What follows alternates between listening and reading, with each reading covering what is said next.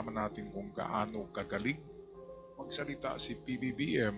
Walang kopya, walang binasa, lahat ay nasa utak ang mga sinasabi.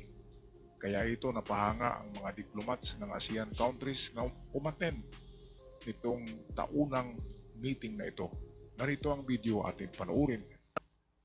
Distinguished delegates of the 2025 Open Government Partnership Asia and the Pacific Regional Meeting, ladies and gentlemen, good morning. On behalf of our proud and grateful nation, I welcome all of you to our country for the 2025 Open Government Partnership Asia and the Pacific Regional Meeting.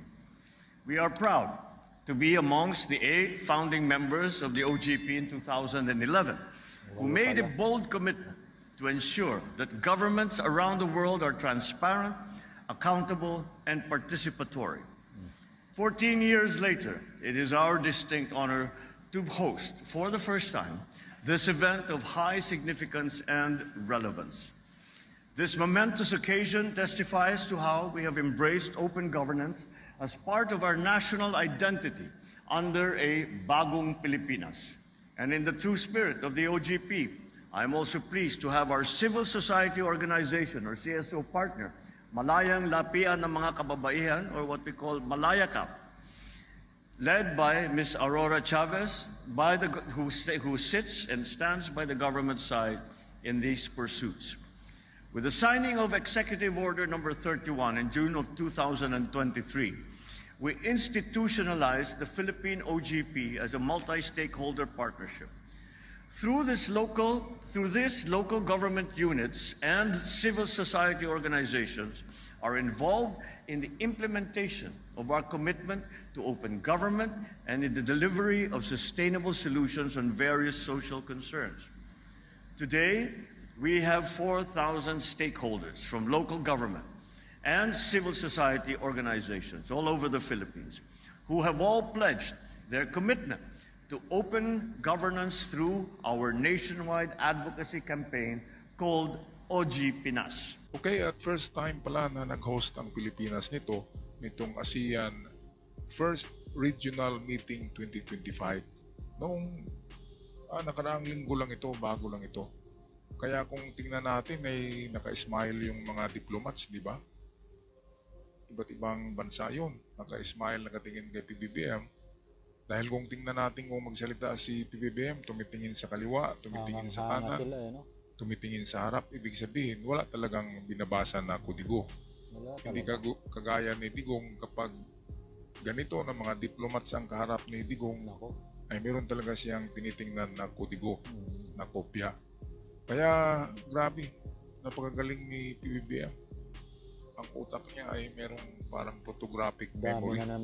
Memorize niyang sasabihin niya umpisa hanggat dulo ay saktong-sakto talaga ang kanyang pag-deliver ng kanyang speech. Balik tayo sa kanya. However, our people can only truly participate in governance if they have access to information. This access is made possible by government transparency, digitalization, and the institutionalization of freedom of information through legislation, which is a constitutionally recognized principle. The Public Financial Management Reforms Roadmap of 2024 to 2028 that we launched in September of last year solidifies our dedication to the full digitalization of our bureaucracy. This budget blueprint will facilitate the automation of our public financial management, from planning and procurement to the monitoring and evaluation of how we spend public funds. We are now working on harmonizing our various budget management systems to eliminate redundancies and to achieve efficiency and accuracy in the management of our revenues and of our expenditures. Dito dahil sa itong binanggit ni PBBM na digitalization. Ang custom ay digitalized na ngayon, pati ang BIR, kaya mahirap nang magkaroon ng kurakot. Kasi digitalized parang centralized na rin, online, kaya madaling matrace kung merong mga anomalya sa mga pagbayad, di ba? Kaya ngayong umpisa nung taong 2024, ay nakapag-remit ang custom ng napakalaki, nasa 2 billion pesos yata sa year 2024. At ngayong 2025 yata ang BIR ay nag-remit din ng nasa almost 3 trillion. Napakalaki na revenue ng nakolekta ng BIR dahil sa digitalization na yan na programa ni Ferdinand Magnat ni PBBM. Naalala ko tuloy ang ama niya. Magaling. Mana sa ama ito, PBBM. Dahil sa digitalization na yan ay nakakolekta tayo ang Pilipinas ng napakalaking revenue noong taong 2024. At first time nangyari yan na nakakolekta tayo ng trilyon-trilyong peso dahil sa na-minimize ang pagkurakot. Dahil nga sa digitalization na ang nariyan sa custom at sa BIR. Alam naman natin na ang custom at BIR ay talaga yan na ahensya, di ba? Ang daming red tape yan. Kaya ngayon na-minimize na yan at nakapagkolekta tayo ng malaki. Kaya nga nakapagbayad tayo ng utang. 2023 sa World Bank nag-utang tayo. Nakapagbayad tayo. 2024 nakapagbayad din ng taunang utang sa World Bank. Kaya ang naiwan na utang natin ay hindi na utang ni PBBM, kundi utang ng mga nauunang presidente ng Pilipinas. Okay, balik tayo sa video.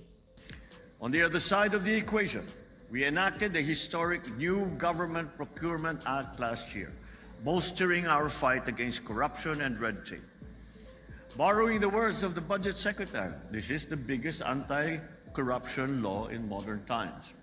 This means that government agencies can now procure goods in a more efficient, streamlined, and cost-effective manner from the comforts of their offices, whilst being completely transparent to anyone, any citizen and any member of government.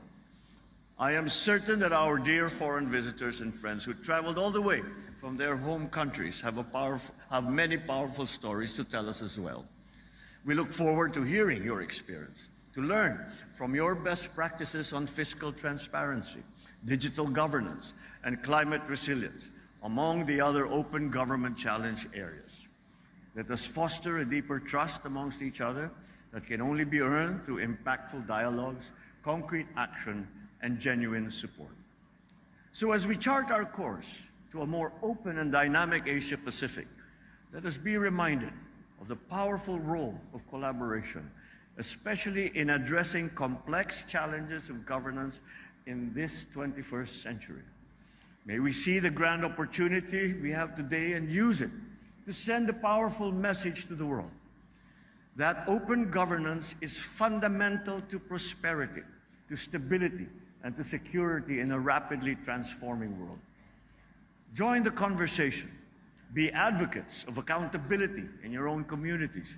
Be part of the global commitment to open governance. Let our initiatives honorably reflect the aspirations of our respective citizens. Thank you very much. And once again, welcome to the Philippines. Maraming salamat. Mabuhay kayong lahat. Mabuhay ang bagong Pilipinas. Parang walang nakaligtaan na mga salita, di ba? Parang binasa talaga. Napakagaling. Kaya palakpakan tong mga palakpakan sila. Ayuan ko. Thank you, Mr. President. Grabe galing. Kaya nga na-nominate si PBBM sa United Nations Council.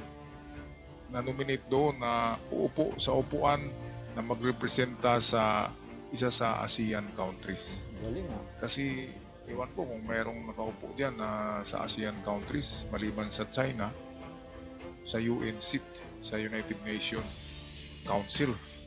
Si PBBM ay nominado, baka next year ay uupo na yan dyan sa UN. Ito kasi ang napansin nila kay PBBM, ang galing talaga magsalita, mag-speech, walang tinitingnang kudigo. Kaya kahit sa UN yan magsalita, ay talagang mapabilib yung mga puti doon sa kanya. Representante ito ng ng ASEAN sa nomination doon sa UN Council seat sa United Nations Council. Doon, yung mga upuan doon, Next ay year katabi niya na doon sina Putin, Xi Jinping, yung sa France, sa Amerika, lahat ng mga powerful nation na kasapi ng UN ay katabi na ni PBBM baka sakaling next year kapag maaprobado ang kanyang nomination sa UN Security Council seat.